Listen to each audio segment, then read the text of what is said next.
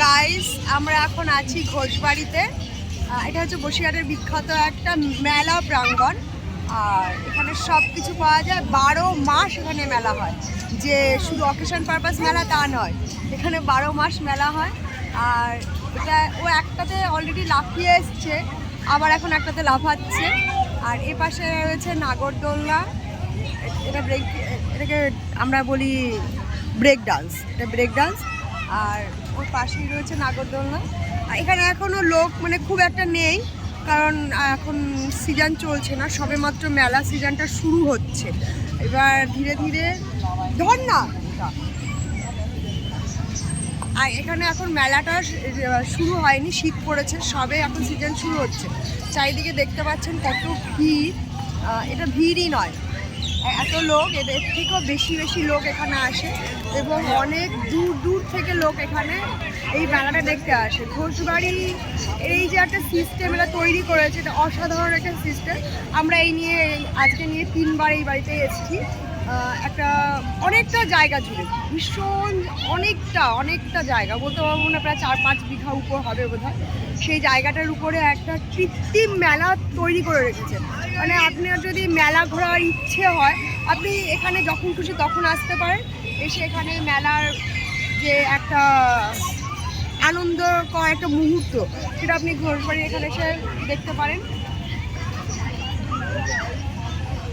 আর এই সাইডটাতেই রয়েছে কুমোরপাড়ার একটা রেস্টুরেন্ট, যেখানে আপনি আপনার মনের মতো সুস্বাদু খাবার অর্ডার করে পেতে পারেন। এবং সেখানে যে ভিতরে ডেকোরেশনটা, অসাধারণ ডেকোরেশন। আমি চেষ্টা করবো ভিডিওটা দেওয়ার। ওদের যে ওয়ালটা আছে, অসাধারণ একটা ওয়াল তৈরি করা। সেখানে কুমোরপাড়ার গরুর গাড়ি যে ছড়াটা আছে, সেই ছড়াটা সুন্দর করে ড্রয়িং করে দেয়ালে ফুটিয়ে তোলার চেষ্টা করা হয়েছে।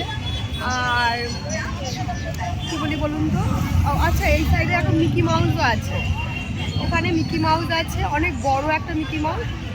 বাচ্চারা এখানে ওঠে। আমি ভেবেছিলাম আমি একটু উঠবো, তা বলছে না, বড়দের নেওয়া যাবে না।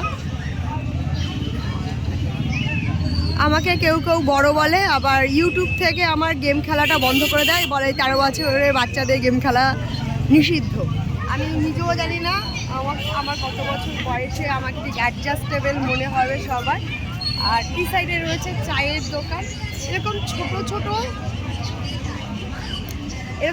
ছোট স্টল করে এখানে দোকান বসে। আর এই সাইডটাতে দেখছি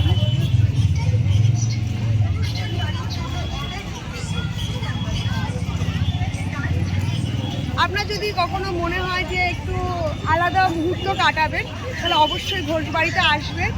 একবার হলো ঘোষবাড়ি আসলে পরে আপনার মনটা আলাদা রকমের একটা এনার্জি পাবে। এখানে আপনি যতটা খুশির সময় আপনি কাটাতে পারেন। এন্ট্রিটা পুরোটাই ফ্রি, আপনি এখানে বিনামূল্যে প্রবেশ করতে পারবেন।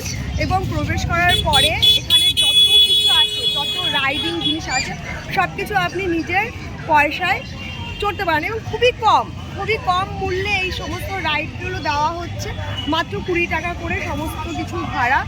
আর সত্যি কথা খুবই ভালো হয়। চারিদিকে এরকম সুন্দর সুন্দর গাছ রয়েছে, মানে পরিবেশটাকে এত সুন্দর করে এখানে ধরে রাখা হয়েছে। এবং এইখানটা কাটানো আপনার মুহূর্তটা যে একটা চিরতরে সুন্দর একটা মুহূর্ত হবে, সেটা আপনি যদি এখানে না আসেন, তাহলে অবশ্যই আপনাকে এইভাবে সামান্য একটু ক্যামেরার ক্লিপ দিয়ে বোঝানো সম্ভব নয়। এখানটা আসলে পরে আপনি অনেক ধরনের মানুষের সাথে আপনার ভাব বিনিময় করে নিতে পারবেন। আর এখানকার দোকানদারগুলোর ব্যবহার অমায়িক ভালো। এরা এত সুন্দর করে কথা বলে, এত সুন্দর করে আপনাকে আপ্যায়ন করবে যে আপনার মনে হবে যে আপনি অন্য একটা জগতে আছেন। নিজের জীবনে যত ডিপ্রেশন আছে, সেই ডিপ্রেশন থেকে যদি বেরিয়ে আসতে যান, ঘোষবাড়ি একবার হলেও আসবেন। আমার ছেলে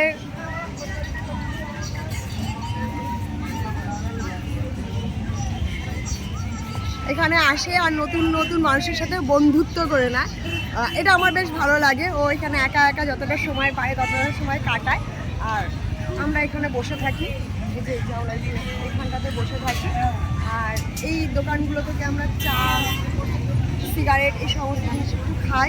আজকে ঠান্ডা পড়ে গেছে, ভীষণ শীত লাগছে।